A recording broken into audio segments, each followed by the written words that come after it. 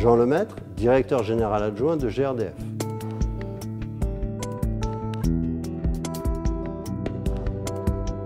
Des smart grids aux smart networks, c'est un excellent titre. Parce que ce titre, il évoque la complémentarité des réseaux et des énergies. Jusqu'à présent, on était un peu chacun chez soi. D'un côté le réseau de gaz, de l'autre côté le réseau d'électricité, et puis le réseau de chaleur. L'avenir, c'est quoi? L'avenir, il sera global et local. Il sera global parce qu'on jouera sur la complémentarité de toutes les énergies. Vous voyez, en gaz, les choses ont beaucoup évolué. Elles ont beaucoup évolué parce qu'on injecte des gaz verts dans le réseau, des gaz renouvelables. Elles ont aussi beaucoup évolué, pourquoi? Parce qu'à l'aval chez les clients, avant c'était une chaudière, une plaque de cuisson, maintenant il y a des chaudières hybrides avec des petites pompes à chaleur et une chaudière à condensation. Il y a des écogénérateurs avec une mini cogénération et une chaudière à condensation. Et vous voyez, au travers de ça, on voit apparaître vraiment la complémentarité des réseaux et des énergies. Et c'est ça qu'on va jouer ensemble demain chez les clients.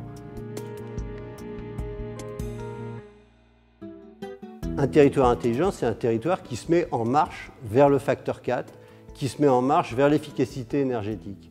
Donc c'est un territoire qui progressivement fait appel à toutes les innovations, y compris celles du numérique, mais aussi les innovations en matière énergétique, justement pour atteindre ce facteur 4.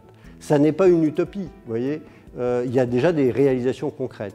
Par exemple, en Bretagne, avec le pacte électrique breton, on joue sur la complémentarité des énergies, du gaz, de l'électricité, et on se met en route vers l'efficacité énergétique.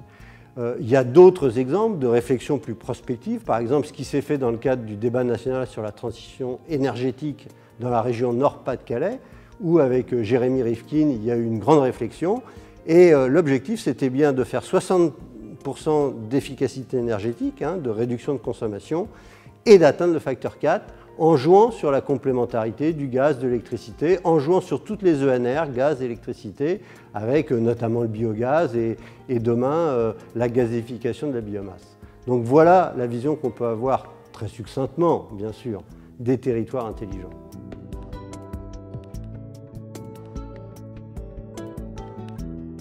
Gaspard sera une des briques, avec Linky par exemple aussi, à cette transition vers les territoires intelligents, vers les smart networks. Gaspard, il aura trois utilités. La première, c'est un meilleur service pour le client avec des relèves régulières et pas de relèves estimées et des bonnes factures bien à temps qui sont sur les vraies consommations et sans déranger le client chez lui. Donc une meilleure qualité de service. Puis la deuxième, qui est un peu le nerf de la guerre, c'est d'aller vers plus d'efficacité énergétique parce qu'on économise ce que l'on mesure. Et aujourd'hui, avec Gaspard, on mesurera bien chaque mois les consommations et même pour les clients particulièrement motivés, on pourra les suivre quotidiennement. Puis la troisième, c'est un peu le plus aussi, c'est une meilleure exploitation du réseau parce que cette infrastructure de comptage pourra aussi nous aider dans la téléexploitation de notre réseau et la vision globale de ce réseau. Et donc vous voyez, grâce à ces trois avantages, Gaspard comme Linky en électricité, ce sont les briques qui préparent à la fois les smart networks et les territoires intelligents et qui sont la première brique sur laquelle tout ça va se construire. Dernier point important, Gaspard, on l'a construit avec toutes les parties prenantes. On a lancé le projet et la réflexion alors qu'on ne savait pas exactement quel compteur on allait faire. Et je pense que cette construction en commun avec tout le monde, le fait que les ingénieurs se mettent à disposition des autres, c'est quelque chose de très important et c'est ce qui va se jouer sur les territoires intelligents et c'est ce qui va se jouer un peu partout avec les smart networks. Bon congrès 2014.